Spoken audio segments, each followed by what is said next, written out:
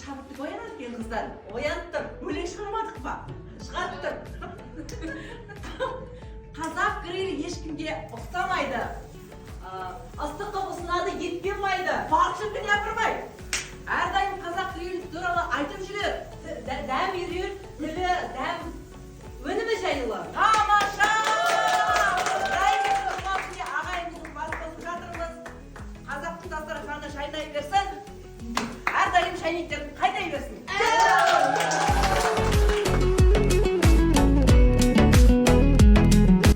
Қазақ грилінде достар, бұрын қой еті ғана болатын басында. Қазір қой еті, балық еті, тауық, қаз, үйрек, қуырдақ. Шіркін-ай, не керектің бәрібір. Шынымен ешкімге ұқсамайтын бұл үлкен бренд. Тамаша. Қазақ гриль.